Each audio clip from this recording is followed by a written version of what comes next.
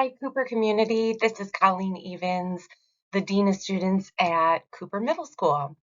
This month in April, we had another Cobra Community Circle, and the theme or topic was focusing on our new peer advisory group here at Cooper.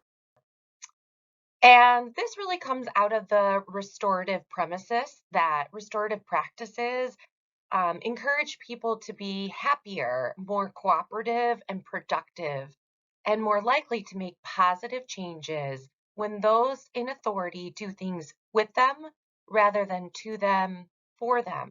And this is a direct quote from Ted Wachtel from the International Institute for Restorative Practices. And that's really how this peer advisory came about. And so we're going to go through a couple of slides, and in May, we're going to have an extension of this presentation. So just to recap from some of our previous sessions, here at Cooper Middle School, this is the framework that we use when it comes to discipline. We always have our traditional, more punitive type consequences, and that usually comes into play due to safety concerns. So that looks like maybe detentions, in-school suspensions, out-of-school suspensions when necessary. But we also have our more preventative approach, which is our COBRA.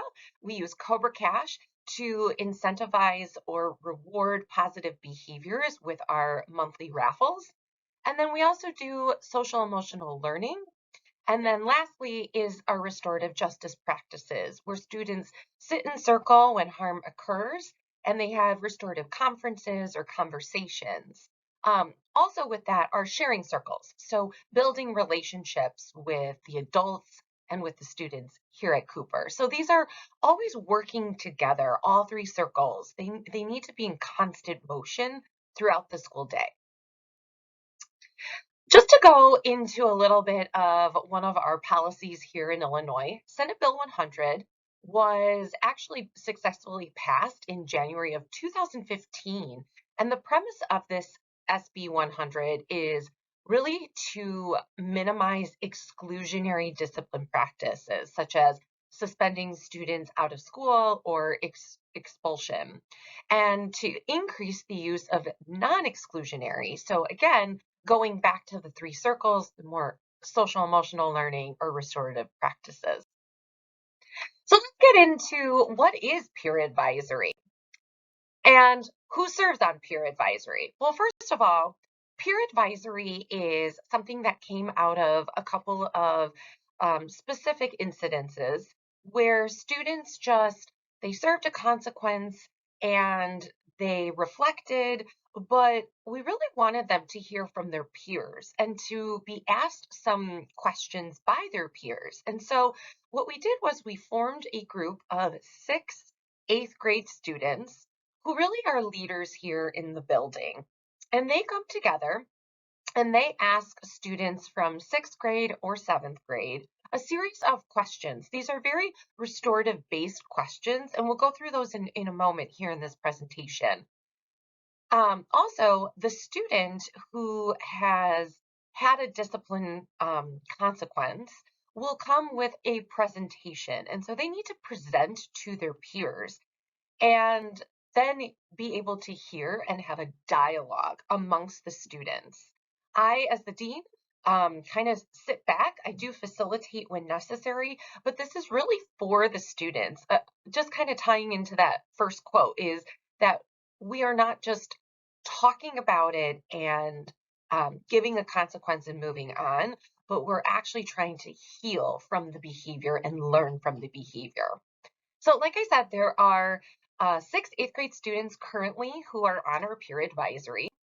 And next month, we'll get to meet them live in person here on May 9th, and they will be presenting during the Cobra Community Circle. So here are some ways that they help. And I wanted to go through a series of some sample questions. These are not the only questions. It really is kind of a case by case. But they like to hear in your own words what happened according to the student. And even by just articulating the behavior, the consequence, the domino effect, that's actually the first part of being able to heal and learn. They do like to get into some questions about the family dynamic because we know that we are a partnership. It is really our students, our staff, and our families. And when we are in constant motion or that triangle effect, that's when we can really implement change. They always want to know the why. Was this kind of a spur of the moment behavior or did you plan it? Was it premeditated and thought about ahead of time? 90% of the time, these behaviors are spur of the moment. They're not pushing the pause button and stopping and really thinking about this domino effect. And so by asking that question, articulating it, hopefully that will help students to be a little more mindful before being action based. They'll also ask questions about if they lost trust, whether it be from their family or from their peers, and what is their plan to regain that trust as that takes time. Any type of influence by friends or peers, and if that was a factor. And then, did you consider the possible consequences before you actually did it? And so, again, very restorative based question. Lastly, and really importantly, our peer advisory members have signed a confidentiality clause where it's stated right here, I, as the advisor member or mentor member, promise to serve as a peer advisor when a student needs extra support in restoring their behavior. They promise not to disclose any information about that student or the behavior to any other student, um, as well as family. At this point, we are really trying to keep this something that is a brave and safe space for all our students. And so our advisor members have done an incredible job this year on keeping everything very confidential.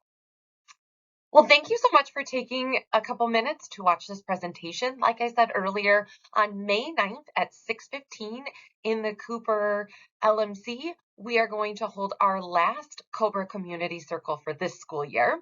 And it will be an extension of peer advisory.